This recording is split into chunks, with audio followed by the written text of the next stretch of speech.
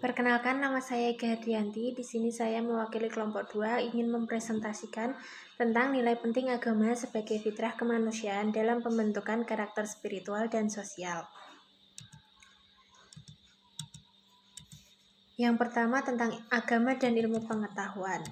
Dari lahirnya paham sekularisme, menurut pengertiannya, sekularisme atau sekuler secara garis besar adalah sebuah ideologi yang menyatakan bahwa sebuah institusi atau badan negara harus berdiri terpisah dari agama atau kepercayaan. Sekularisme juga dapat menunjang kebebasan beragama dan kebebasan dari pemaksaan kepercayaan.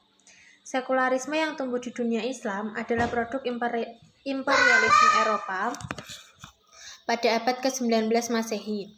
Dari sifat manusia yang selalu ingin tampil beda dan lebih baik dari kehidupan sebelumnya, mendorong mereka melakukan upaya agar mereka menjadi orang-orang yang maju dan modern. Sehingga secara terbuka mereka mengkritik eksistensi agama dan agama dianggap sebagai penghalang kemajuan dan kebebasan mereka.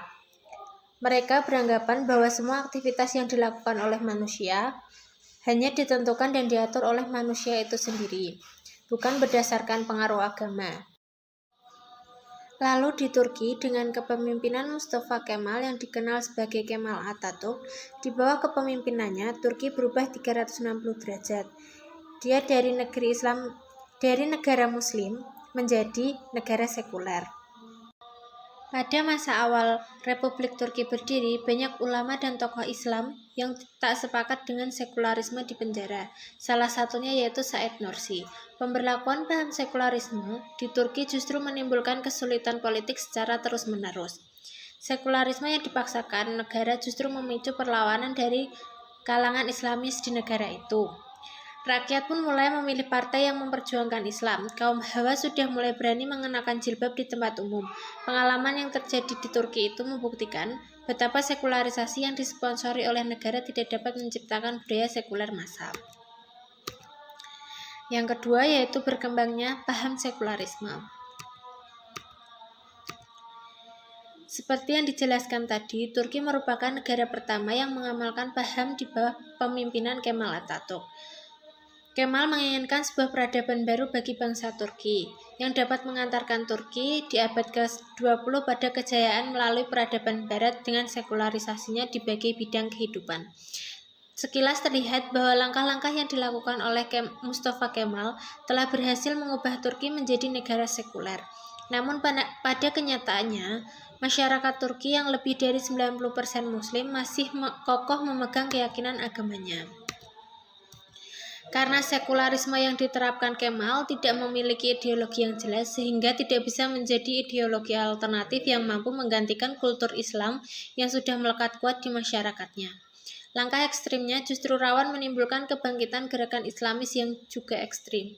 Seterusnya, paham sekularisme ini menelusuri negara Islam yang lain seperti Mesir melalui polisi Napoleon, Algeria dan Tunisia, dan lain-lain yang terikat dengan pemerintahan Prancis yang menjajah Mesir pada tahun 1798. Sedangkan di negara Inggris, sekularisme dikenal pada tahun 1802. Dan di Indonesia sendiri, masing-masing dibawa oleh Belanda dan Inggris pada zaman penjajahan. Bentuk-bentuk sekularisme itu ada dua, yaitu yang pertama sekularisme moderat dan yang kedua sekularisme ekstrim. Sekularisme moderat yaitu suatu proses sekuler yang tidak didasarkan pada penolakan atas nilai-nilai agama dalam masyarakat. Tetapi sekularisasi ini berkeinginan untuk membedakan antara institusi-institusi yang dibangun berdasarkan akal pikiran dan kepentingan pragmatis dengan institusi-institusi yang dibangun berdasarkan agama. Yang kedua yaitu sekularisme ekstrim. Terjadinya suatu proses sosial politik menuju sekularisme dengan implikasinya yang kuat, yakni adanya ide pemisahan secara total antara negara dan agama. Bahkan, agama tidak hanya menjadi urusan pribadi, akan tetapi justru negara memusuhi agama tersebut. Itulah sekularisme ekstrim. Penyebab menguatnya paham sekularisme itu ada tiga, yaitu adanya perkembangan teknologi, adanya perkembangan ekonomi, dan adanya pengaruh kapitalisme. Yang ketiga, integrasi ilmu pengetahuan dalam Islam. Dalam Islam, Ilmu merupakan salah satu perantara untuk memperkuat keimanan. Iman hanya akan bertambah dan menguat jika disertai ilmu pengetahuan. Ilmu tanpa agama disebut buta, dan agama tanpa ilmu adalah lumpuh. Ajaran Islam tidak pernah melakukan dikotomi antara ilmu satu dengan lain, karena dalam pandangan Islam, ilmu agama dan umum sama saja, berasal dari Allah. Islam juga menganjurkan kepada seluruh umatnya untuk bersungguh-sungguh dalam mempelajari setiap ilmu pengetahuan. Pemikiran tentang integrasi atau islamisasi ilmu pengetahuan dilakukan oleh kalangan intelektual muslim. Secara totalitas, hal ini dilakukan di tengah ramainya dunia global yang syarat dengan kemajuan ilmu pengetahuan dan teknologi. Dengan sebuah konsep bahwa umat Islam akan maju dapat menyusul dan menyamai orang-orang Barat apabila mampu mentransformasikan dan menyerap secara aktual terhadap ilmu pengetahuan. Di samping itu terdapat asumsi bahwa ilmu pengetahuan yang berasal dari negara-negara Barat dianggap sebagai sekular. Oleh karenanya, ilmu tersebut harus ditolak atau minimal ilmu tersebut harus dimaknai dan diterjemahkan dengan pemahaman secara Islami. Sekian presentasi dari saya, akan dilanjutkan oleh Mbak Sevi Febriani. Terima kasih.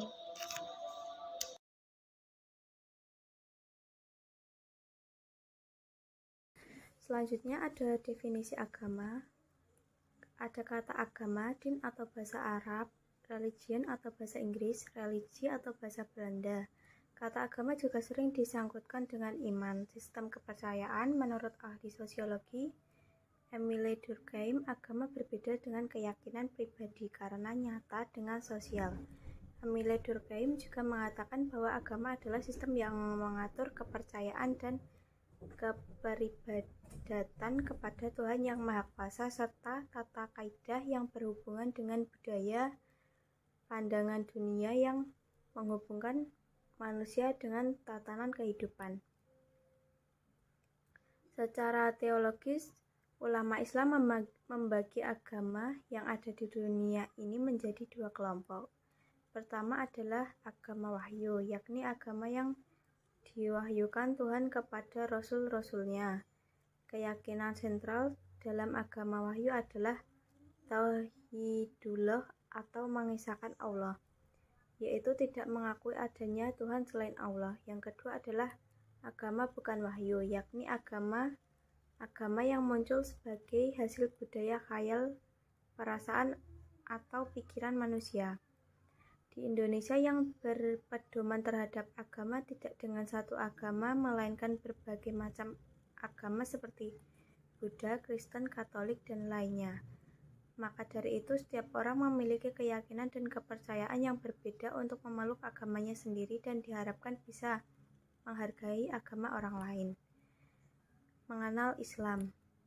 Islam adalah syariat Allah terakhir yang diturunkannya kepada penutup para nabi dan rasulnya, Muhammad bin Abdullah Shallallahu Alaihi Wasallam, yang merupakan satu-satunya agama yang benar. Allah tidak menerima agama dari siapapun selainnya. Dia telah menjadikannya sebagai agama yang mudah, tidak ada kesulitan dan kesusahan di dalamnya. Allah tidak mewajibkan dan tidak pula membebankan kepada para pemeluknya apa-apa yang mereka tidak sanggup melakukannya.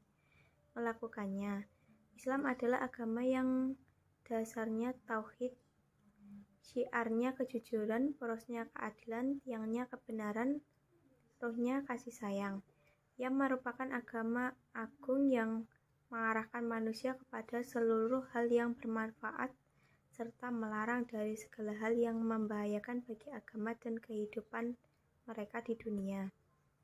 Islam adalah agama yang lurus, yang sangat bijaksana dan sempurna dalam segala berita dan hukum-hukumnya. Ia tidak memberikan kecuali dengan jujur dan benar, dan tidak menghukum kecuali dengan yang baik dan adil, yaitu akidah yang benar, amalan yang tepat, akhlak yang utama, dan etika yang mulia.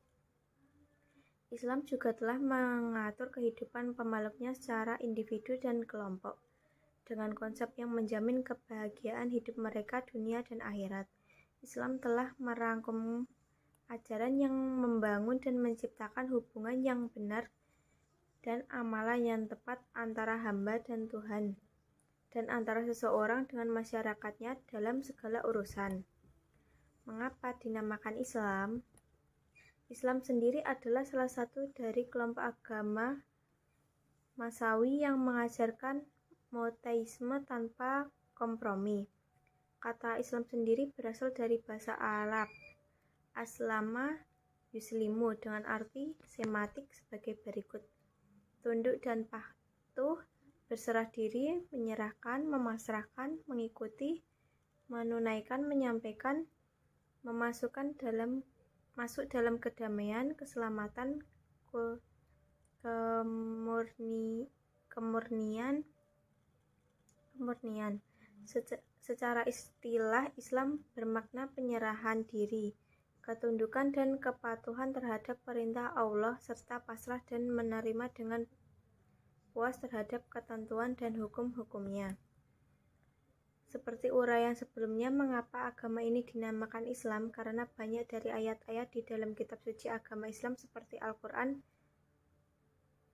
di dalam surat Al-Baqarah ayat 131 dan surat Al-Maidah ayat 3 yang mengajarkan umatnya untuk tunduk, patuh, dan berserah diri kepada Tuhannya. Karena secara harfiah sastra Arab, Islam berarti patuh kepada Tuhan.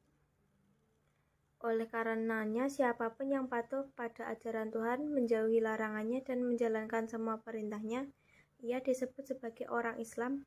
Menurut bahasa Islam, Islam adalah nama yang diberikan Allah, sebuah nama untuk sistem hidup yang Allah meridhoi. Nama tersebut Muslim. Muslim adalah nama bagi pemeluk Islam, sebuah nama yang Allah pilihkan khusus bagi mereka yang memenuhi syarat-syarat menjadi orang Muslim. Sesungguhnya agama di sisi Allah adalah agama Islam. Sekian dan terima kasih.